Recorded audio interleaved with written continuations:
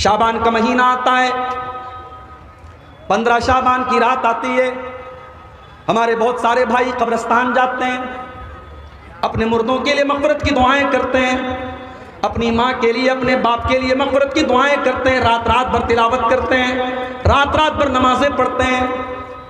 हमने जब अपने नबी की सीरत को उठा करके देखा, हमने हदीसों को उठा करके देखा, हमने सहाबा की सीरत को उठा करके देखा, वहाँ हमें शबे बारात के नाम से कोई रात नहीं मिली। शबे बारात के नाम से कोई रात नहीं मिली। 15 शाबान की रात में कोई इबादत अलग से अल्लाह के नबी से साबित नहीं। यहां तक कि यह अकीदा रखा जाता है कि इस दिन मुर्दों की रूहें लौट करके आती हैं। जैसे हमारे हिंदू भाइयों के अकीदा रखा जाता है कि साल में एक दिन उनके बाप दादा की, उनके पुरखों की आत्माएं लौटती हैं और वो कौवे की शक्ल में आती हैं, वो कौवों को खाना वगैरह खिलाती हैं।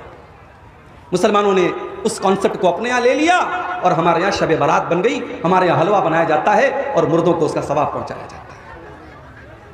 ये बात अपने दिमाग में बिठा लो कि मरने के बाद किसी की रूह कभी दुनिया में लौट करके नहीं आती। यहां तक कि अगर कोई सुसाइड कर ले, कोई आत्महत्या कर ले, खुदकुशी कर ले, उसकी भी रूह दुनिया में वापस नहीं आती। वो हमें और आपको ऐसा लगता है कि ये अचानक मर गया, इसने सुसाइड कर लिया। वो अचानक नहीं मरा है, उसकी तकदीर के चैप्टर में ये लिखा था कि ये सुसाइड करके मरेगा। कोई अचानक नहीं मरता है। किसी एक्सीडेंट हुआ, हमें लगा अचानक हुआ, वो एक्सीडेंट भी हमारे मुकद्दर का एक हिस्सा होता है। कोई अपनी मौत के पहले नहीं मर सकता।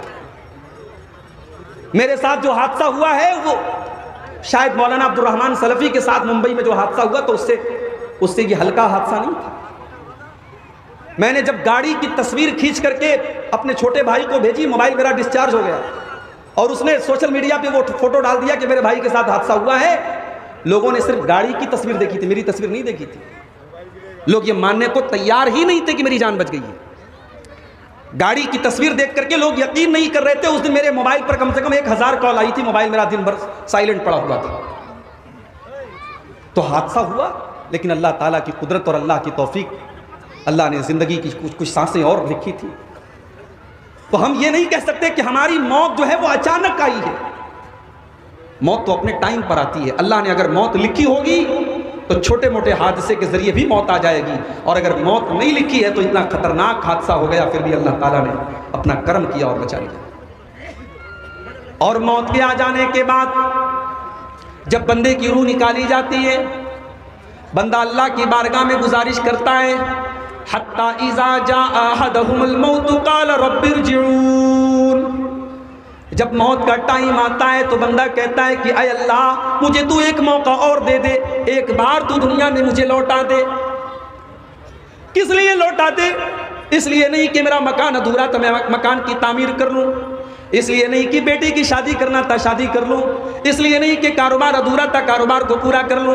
लअल्ली आमलु सालिहन फीमा तरक्तु। अय अल्लाह, मुझे बस एक मौका और दे दे ताकि मैं नेक अमल करके तुझको राजी कर लूं। अल्लाह फरमाता है कल्ला, ऐसा हरगिज होने वाला नहीं है। इन्नहा कलिमतुन हुवा क़ाइलुहा, मेरे बंदे ये तो बस तेरी एक ख्वाहिश है जो तेरी जुबान से निकल रही है। व मिन वराइहिम बरज़खुन इला यौम युबअतून।